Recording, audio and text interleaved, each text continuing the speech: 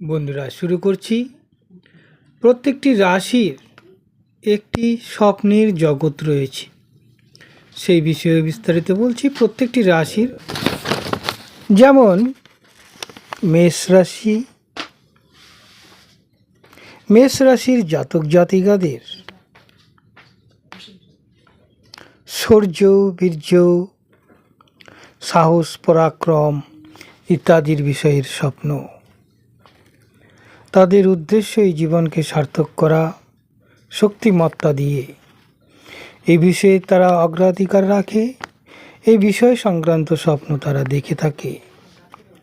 তাদের অবচেতন মনে এই অবস্থাগুলি বিরাজমান থাকায় তারা এই স্বপ্নগুলির মধ্যে আধিক্য প্রকাশ পায়। বৃষ রাশির মনোরম পরিবেশ, মনোরম অবস্থা, উর্বরতার প্রতীক, প্রাকৃতিক সৌন্দর্য, দৃশ্য, সমুদ্র, পাহাড়, গাছপালা ইত্যাদির বিষয়ে তারা অবচেতন মনে ছাপ রেখে যায়। এই স্বপ্নগুলি তাদেরকে জাগ্রত করে, তাদেরকে শান্তি দেয়। মিথুন রাশির জাতক জাতিকারা আত্মীয় পরিজন, মানুষ, জীবজগৎ, জীবজন্তু ইত্যাদির স্বপ্নময় অবস্থা ইত্যাদি বিষয়ে তাদের স্বপ্ন দেখার অভ্যাস। তাদের অবচেতন মনের এই বিষয়গুলি তাদের মধ্যে স্পন্দিত করে তোলে। কর্কট রাশির স্বপ্নময় জগৎ হচ্ছে এই বস্তু জগৎ, পার্থিব জগৎ। তার মধ্যে নদী, সমুদ্র, পাহাড়, জঙ্গল, গাছপালা, জীবজন্তু অনেক কিছুই রয়েছে। তাদের অবচেতন মনের বিকাশ যখন ঘটে, তারা এই স্বপ্নগুলি দেখতে অভ্যস্ত হয়ে ওঠে। সিংহ রাশির স্বপ্নময় অবস্থা হচ্ছে শক্তিদীপ্ত স্বপ্ন। যে স্বপ্ন তাদের মনকে শক্তিশালী করে তোলে, এই ধরনের স্বপ্ন তারা দেখে। একটা উন্মাদনা, একটা উত্তাপ, যেন উষ্ণতা, তাপ প্রবাহ তাদের মস্তিষ্ক দিয়ে প্রবাহিত হয়ে চলে। তারা এই স্বপ্নগুলি দেখতে ভালো পায়।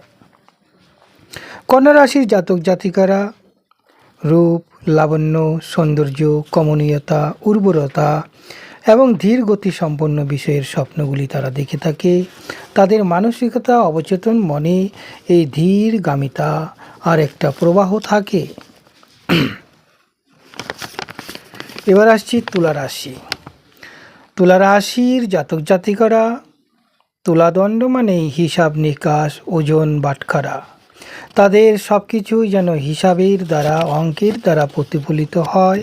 এরা অবচেতন মনে বিভিন্ন রকম সংখ্যা, গোপন তত্ত্ব ইত্যাদির নান্দনিক দৃশ্যগুলি তারা দেখে থাকে। এদের মধ্যে কৃত্রিমতার কোনো স্থান নেই।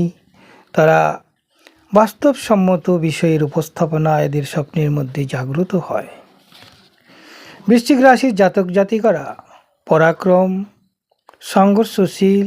তাই এরা যুদ্ধের স্বপ্ন, খেলাধুলার স্বপ্ন, বডি বিল্ডের স্বপ্ন, সৌষ্ঠব চেহারার স্বপ্ন এরা দেখতে অভ্যস্ত। সাহস, পরাক্রম যাতে জাগ্রত করে, সেই বিষয়গুলি তাদের স্বপ্নের মধ্যে জাগ্রত হয়, তারা মনে শান্তি পায়।